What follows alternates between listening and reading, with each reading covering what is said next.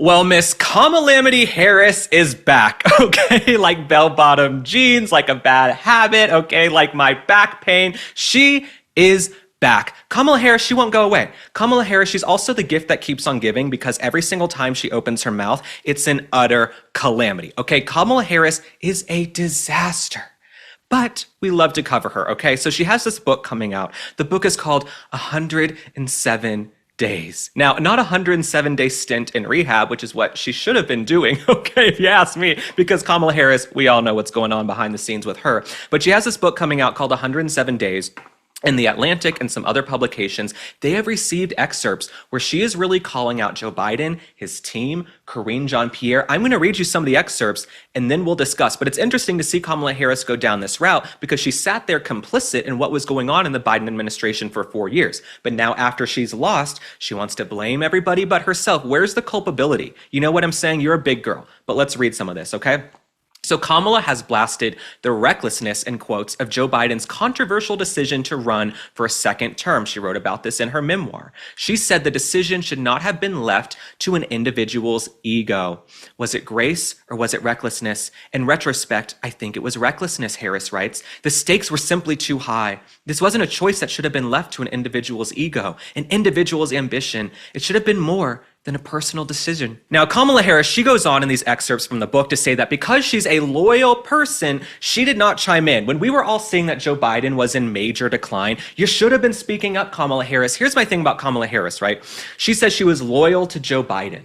You took an oath. Okay, you took an oath to the United States of America. You work for us. Our tax dollars pay for your security. Okay, we pay your bills. We pay for the naval observatory that the vice president lives in, okay, with Doug Emhoff and his ridiculous daughter, okay, the non-binary looking wannabe model.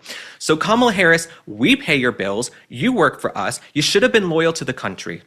You know what I'm saying? The folks should have spoken up and said, Joe Biden is not well, okay? Jill Biden, his wife, was running cabinet meetings. She was behind the desk on Air Force One. Why do you need to be some loyal person to Joe Biden, Kamala Harris? And it shows us you have poor judgment. We know you have poor judgment, okay? You were put in charge of the border, and then you went down to the border for like 12 minutes. You know what I'm saying? So then she also tries to blame in the book, well, Republicans and Democrats have tried to secure the border. What was I supposed to do?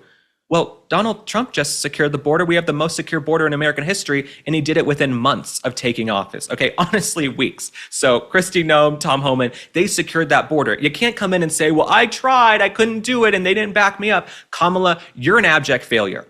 What I'm not hearing here is any culpability. I'm looking at all these quotes, right? She's blaming Biden. She says the team doesn't defend her. They don't stick up for her. She has all these quotes. She blames Karine Jean-Pierre, the communications department, blah, blah, blah, blah, blah.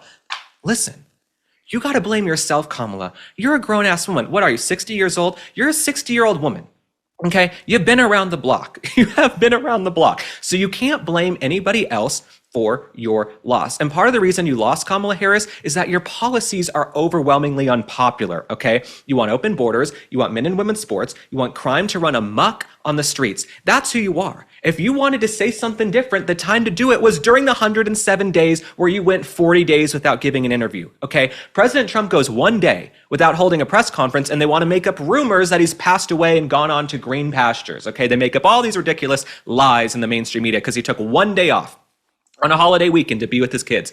Well, Kamala Harris took 40 days off from doing a single interview. So for her to play Monday morning quarterback and come back around, it's a bunch of BS, buffoonery, tomfoolery, and to use Joe Biden's word, a bunch of malarkey. You should have spoken up at the time, Kamala Harris. You really should have spoken up at the time. Now you want to come around and cash in on this book. You want to cash in on this book deal when you should have spoken up. So all of this, I was loyal to Joe Biden. You don't get kudos for being, loyal to a corpse. You are loyal to a corpse. You should have been loyal to us. Okay, if you wanted to win, you should have gone out on The View and said, here is how I am different than Joe Biden. Here's what I'm going to do differently. And I said it at the time.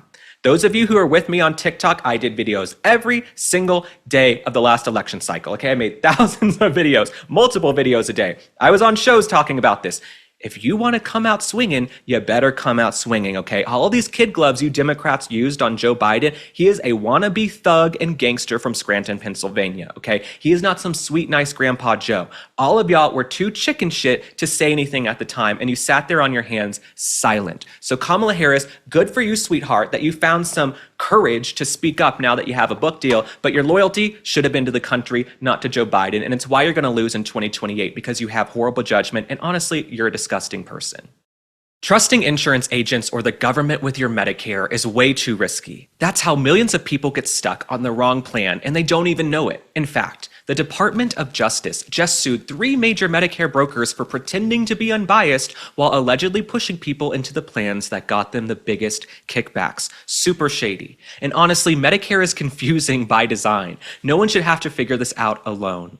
That's why you should know about Chapter. Chapter does things differently. They're the only Medicare advisor that compares every single plan nationwide, not just a few that line their pockets. And because of that, they save people an average of $1,100 a year. So whether you're brand new to Medicare or already signed up, this could be the most important call you make. And if you're on the best plan, they will tell you. If there's a better one, they could help you save thousands. It's free and fast. It takes less than 20 minutes for them to review your options. So call 661-370-3275 to actually feel confident about your Medicare.